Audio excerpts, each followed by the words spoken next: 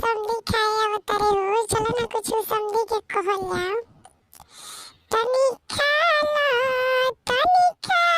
ए समधी मोटर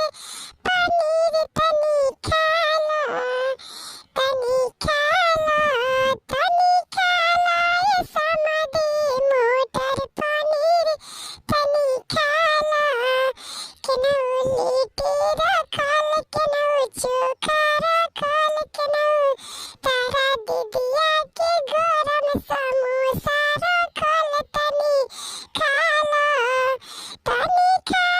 ए समधी मोटर पनीर तनी खाला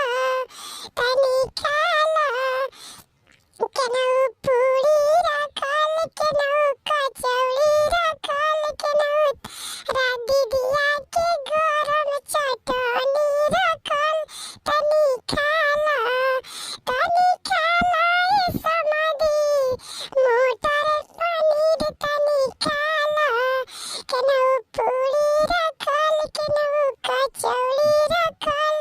तारा दीदिया के गरम गुला गुला रखल तनी खाला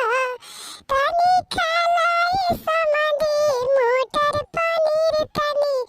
खाला ए सरऊ मोटर पनीर तनी खाला केनौ दाल रखल केनौ भात रखल केनौ तारा दीदी के नेमुआ के सलाद रखल तनी खाला केनौ दाल रखल केनौ भात रखल केनौ तारा दीदिया के गरम